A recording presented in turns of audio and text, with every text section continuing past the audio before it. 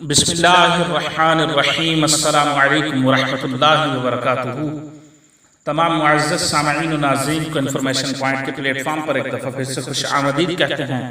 معزز سامعین و ناظرین، ہماری آج کی ویڈیو کا عنوان ہے صدقہ فطر کس پر فرض ہے؟ کیا بچے کی طرف سے بھی صدقہ فطر ادا کرنا لازم ہے؟ جس نے روزے نہیں رکھے کیا وہ بھی صدقہ فطر ادا کرے؟ اس عنوان کے تمام سوالات کے حوالے سے ہماری آج کی ویڈیو ہے۔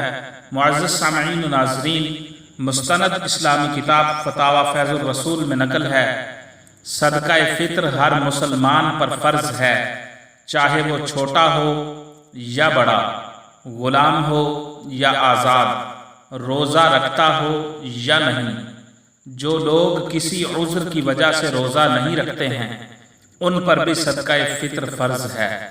نماز عید سے پہلے جو بچہ پیدا ہوا اس کی طرف سے بھی صدقہ فطر ادا کرنا ضروری ہے، کیونکہ اس سے مقصد یہ ہے کہ مساکین کو اس روز سوال سے بے نیاز کر دیا جائے۔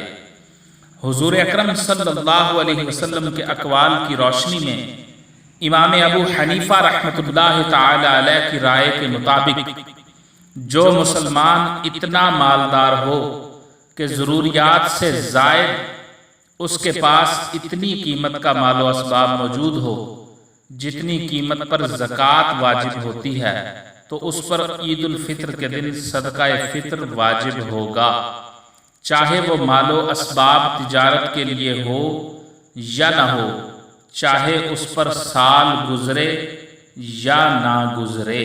معزز سامعین و ناظرین، غرض یہ کہ صدقہ فطر کے وجوب کے لیے زکوٰۃ کے فرض ہونے کی تمام شرائط کا پایا جانا ضروری نہیں ہے۔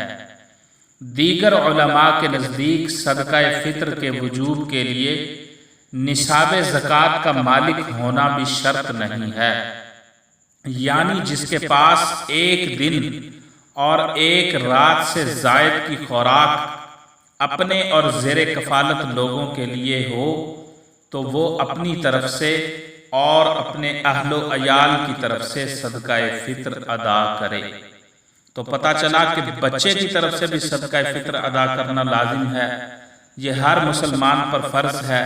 جو روزے نہیں رکھتا اس کو بھی صدقہ فطر ادا کرنا لازم ہے۔